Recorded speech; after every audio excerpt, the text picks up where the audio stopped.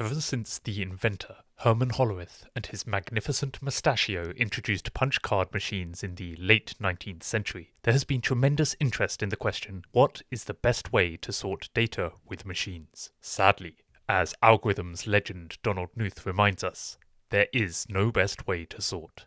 It always depends on what is to be sorted, on what machine, for what purpose. Nevertheless, Radix Sort, the algorithm settled upon by Hollerith, has proven to be an extremely valuable tool for sorting data with certain kinds of keys. This video will describe the history of Radix Sort, its properties, and a Python implementation. Radix Sort is a non-comparative sorting algorithm. That is to say, it works by ordering keys according to their values, not by comparing them to each other. The algorithm was used and possibly even invented by Herman Hollerith in his 1901 and 1904 patents describing a card sorting machine, building on his previous efforts to develop machines to assist with the US Census. His machines proved both useful and profitable. The tabulating machines company created by Hollerith was sold to form part of Computing, Tabulating, Recording Company in 1911 for around $2 million, a company that was ultimately rebranded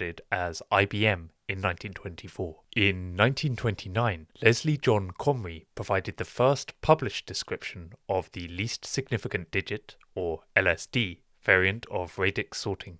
To make the algorithm practical for computers, Seward's master's thesis demonstrated how radix sort could be performed efficiently with respect to storage. Radix sort applies to data that can be sorted lexicographically, such as integers, words, and playing cards. We'll focus on integers to keep things simple. With regards to algorithmic complexity, there are two widely used radix sort variants. The first sorts key digits starting from the least significant digit, or LSD, and the second sorts keys starting from the most significant digit, or MSD. We'll consider the case of n items with d-digit integers, where each digit falls between 0 and k-1. For LSD radix sort, which is the variant we will primarily focus on, the running time for any input is big theta of d times n plus k, assuming we are using counting sort as its inner loop, which is a common choice. The storage cost of this algorithm is big theta of n plus k, in addition to the big theta of d times n required to store the input.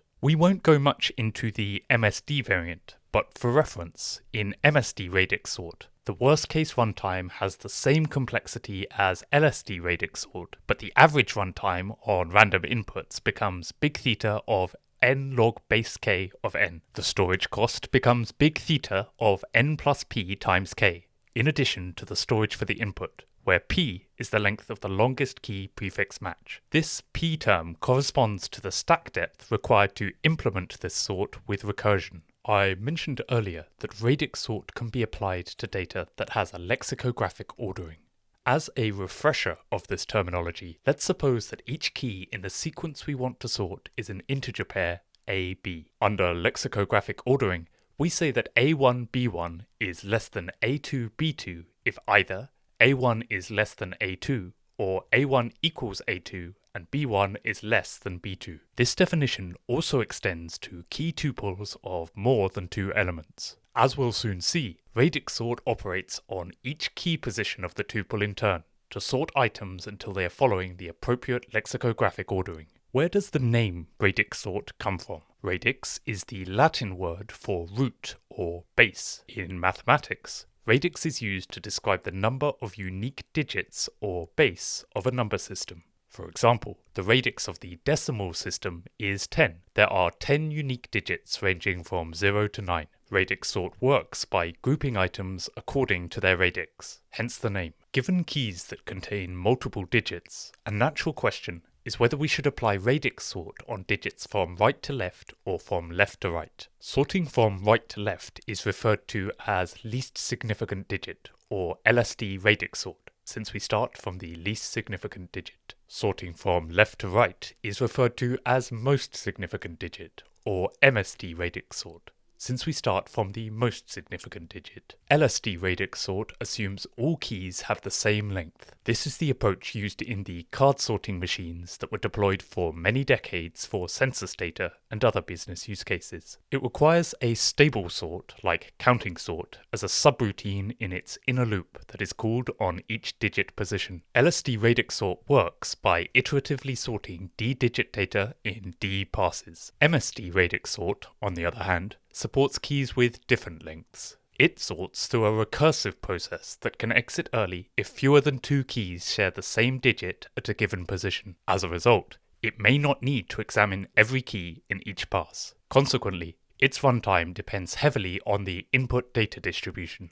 It can have the issue of creating lots of small subarray sorts that become increasingly inefficient as we create fresh arrays of counters for each digit. This issue can be addressed with tricks like using cutoff to insertion sort on small arrays. We'll now look at how we can implement LSD Radix Sort in Python. Our function takes in an array A to be sorted, D the number of digits in each key, and K the number of possible key values per digit. We then loop over the digit positions from the least significant to the most significant. At each digit position, we apply a stable sort on the array using the key at the current digit position. A common choice for this stable sort is counting sort. Since I've described counting sort already, I won't duplicate the code here, but you can find a link to a full implementation in the video description. Let's see this code in action on an example array A of 3-digit numbers, where each digit falls between 0 and 9. We call our function with d equals 3 and k equals 10, and move to the for loop, which begins from digit position 2. We then call our stable sort helper function that sorts using the digits at this position. In the next iteration, we have a digit position of 1, so we call our stable sort on position 1 of the keys. Our last iteration proceeds with digit position equals 0. Calling our stable sort to act on position 0 of the keys moves them into their final correct ordering. And we are done. One observation that adds flexibility to LSD Radix Sort is that we can choose the size of digit we want to use. When sorting n numbers with b bits, then if we choose the digit size to be r bits, LSD Radix Sort runtime is big theta of b times n plus 2 to the r over r, assuming we use counting sort in the inner loop. To prove this, we simply interpret each key as consisting of d equal to the ceiling of b over r digits, where each digit has r bits. To make this concrete, let's see an example where we are dealing with b equals 8-bit numbers, like this one, and we've chosen our digit size to be r equals 3 bits. Then we can interpret this key as d equals 3 digits, digit 0, digit 1, and digit 2. Though not strictly necessary, when comparing digit 0, we can 0 pad to keep the logic simple. Under this interpretation, if we use counting sort in the inner loop with k equals 2 to the r possible keys, then the runtime of LSD Radix Sort is big theta of d times n plus k, which is big theta of b times n plus 2 to the r over r. Given this flexibility, how should we choose our digit size of r bits to achieve the fastest sort? Our goal is to minimize the runtime expression b times n plus 2 to the r over r. The best choice depends on the number of bits b in each key. If b is less than the floor of log n, then we should pick r equals b. Our expression becomes b times n plus 2 to the b over b, which is big theta of n. This is asymptotically optimal. If, on the other hand, we have very long keys, or not many items to sort, and b is greater than or equal to the floor of log n, then we should pick r to be the floor of log n. In this case, our expression becomes b times n plus 2 to the floor of log n over the floor of log n, which is big theta of n over log n. This turns out to be the best we can do. How does LSD Radix Sort compare to Quicksort? Quicksort has big theta of n log n asymptotic behavior in the average case. The asymptotic runtime of LSD Radix Sort is better. As we've seen, it is big theta of dn for d-digit numbers when the number of possible values per digit is big O of n. However,